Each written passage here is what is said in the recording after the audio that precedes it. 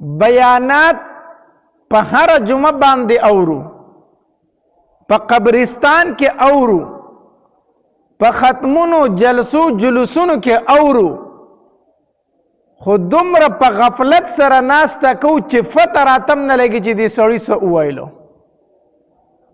وجه دا ده چې موږ ورته د مخکې نه ځان داسې تیار کړی چې زه پې عمل نه کوم. نو بیانات ډیر دي، خبرې ډیرې دي، اورېدل ډیر دي، خو کوم اصل مقصد چې د هغه عمل کول دی عمل نشته دی، عمل نشته دی. فرق په مونږ کې او په صحابه کرامو کې هم دغه دی. مونږ هم انسانان یو، صحابه کرام هم انسانان وو. الله تبارک وتعالی غي ته لوړې درجې، لوړ مقام، لوړې مرتبه ورکړي. وجه دا ده چې هغې د نبی علیه الصلاة وسلام د خولې نه چې خبره راوتې ده او هغې اورېدلې عمل یې پې فورا کړی دی.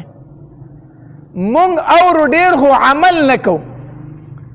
هغې صرف د اورېدو په انتظار باندې وو چې د نبی علیه الصلاة وسلام د مبارکې خولې نه به کومه خبره راوځي چې مونږ پې فورا عمل وکړو. هغې انتظار د اورېدو کوو.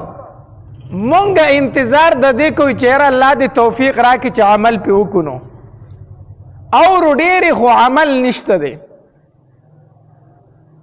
او صحابه کرامو به چې خبره اورېدله نو فورا به عمل ته راوستله.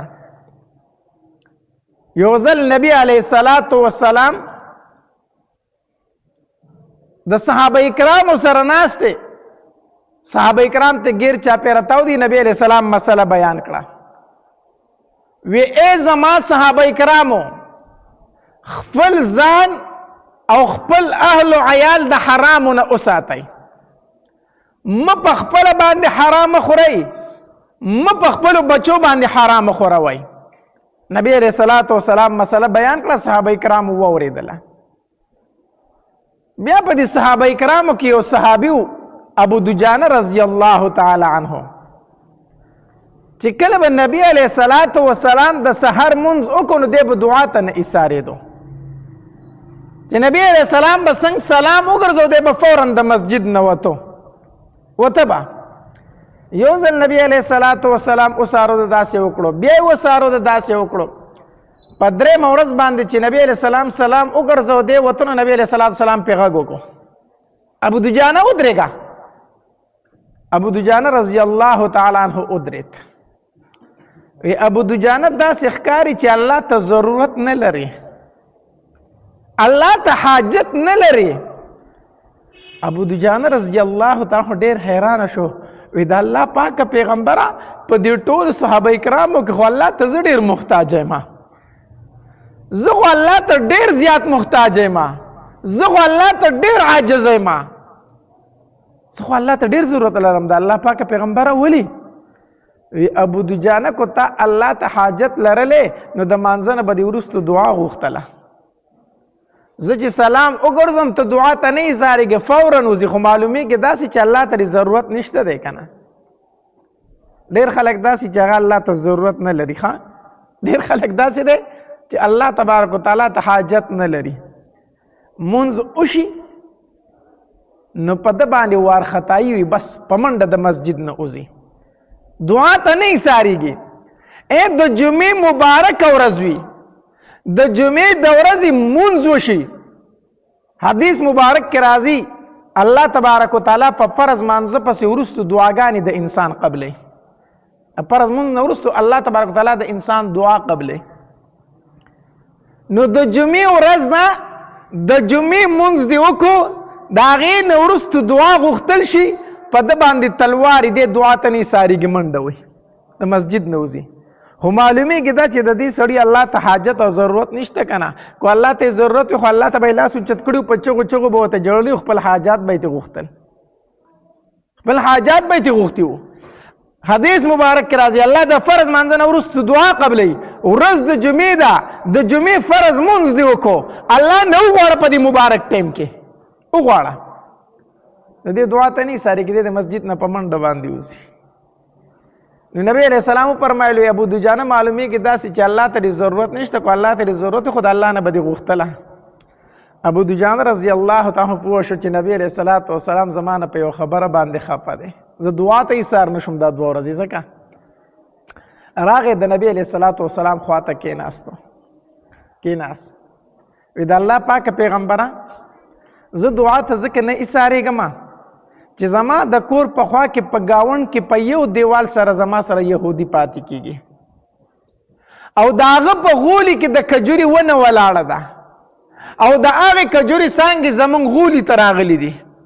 د الله پاک پیغمبره د مدینه منوره ده د شپې پکې هوا ډېره چلیږي، نو د شپې هوا چلیدلې وي د هغه د کجورو د هغې څانګې نه دانې زمونږ غولي ته راتاوې شوي.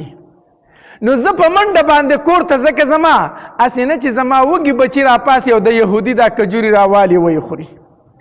نو زه په منډه کور ته لاړ شم، زما بچي لا نه یې راویښ شوي، زه هغه کجوري راټولې کړمه، هغې ګاونډي یهودي ته اواز وکړمه زمونږ کره ستاسو د کجوري دانې راتاوې شوي دا واخله سنبالې کړه هسې نه چې زما بچي وخوري چېرته. الله پاک پیغمبر زه دعا ته ځکه نه ایثارېږم. د الله پاک پیغمبره یو ځل مې ناوخته کو تا سره چې کور ته لاړم زما وږي بچي را پاسېدلي وو، هغه کجوري راټولولې او خوړې. زه چې ورښکاره شوم زما وړوکی بچی و د هغه کجوره په خوله کې وه، مرۍ ته یې رسېدلې وه، خو چې زما پې نظر شو ما زر راونیوه ګوته مې د هغه خولې ته ومنډله، مرۍ ته مې وله ګوته ورسوله، کجوره مې ترې رابار کړه. د الله پاک پیغمبره چې کجوره مې د وله مرۍ نه راویست هغه په ژړا شو، زما نور بچي هم په ژړا شو. بابا دا خو ماشوم دی، خیر دی مرۍ ته یې رسېدلې وه، دا خو به دې پرېښې وه که نه. ما ورته وی چې بچو تاسو مه خفه کېږئ، زه د قیامت د ورځې نه یېرېږم، زه د میدان محشر نه یېرېږم. هسې نه چې په میدان محشر کې آواز وشي چې ابو دجانه غل دی پردی کجوري په خپلو بچو باندې خورولي دي. زه د دې نه یېرېږم بچو، تاسو مه جاړئ، مه خفه کېږئ، زه د میدان محشر د رسوایۍ نه یېرېږم، هسې نه چې په ما باندې هلته د غل آواز وشي چېرته چې ده په خپلو بچو باندې پردی کجوري خورولي دي.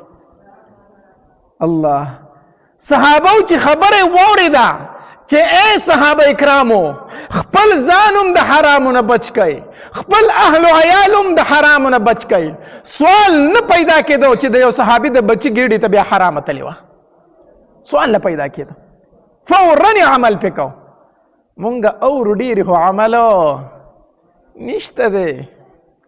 مولان په منبرو باندې ستړي شو، مولان په هر جمعه باندې ستړي شو، په منبر باندې چغې وی ای خلکو پردی حق مه خورئ، ای خلکو ځان د حرامو نه بچ کئ، ای خلکو که دا حرامه ډېره ده خو مه یې قبلوئ، حلاله روزي خپلو بچو له ورکئ، حلاله روزي خپلو بچو له ورکئ.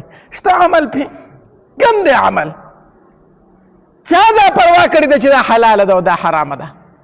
حدیث مبارک کی راځي نبی علیہ الصلوۃ والسلام فرمایي وایي کله چې آخر زمانه شي د خلکو به د مال سره حرص زیات شي، پیسې به جمع کوي، پیسې دا پروا به هم نه چې دا حلاله ده کو حرامه ده، دا پروا به نه ساتي، صرف دا به وایي ماله پیسې پکار دي، پیسې بس، دا پروا به هم نه کوي چې حلال دي کو حرام دي. نبی علیہ الصلوۃ والسلام فرمایلي وایي دا د قیامت د علاماتو یو علامه ده چې د حلال او د حرامو تمیز به ورک شي، تمیز به ورک شي. تاسو وګورئ که نه خپله معاشره کې وګورئ که نه خلک دا پیسې په کومه طریقه ګټي، په کومه طریقه دا پیسې راټولوي، د حلال او د حرامو تمیز پاتې شوی دی. څه کوي دا خلکو؟ سما به دې قبر له لاړ شي، دا خوله به دې په دې خاورو باندې ډکه شي، دا خېټه به دې په دې قبر په خاورو ډکه شي، دا کومه ګېډه چې د حرامو نه ډکه کړې ده د ځمکې دا چینجه پکې به ګرځي، دا شونډې به دې چینجې وخوري، دا جبه به دې چینجې وخوري. ولې چینجو له په حرامو باندې زیاتی؟ عمل نشته دی، اورېدل ډېر دی خو عمل نشته دی. صحابه کرامو چې خبره واورېده خبره بیا یې فورا عمل ته راوستې ده، فورا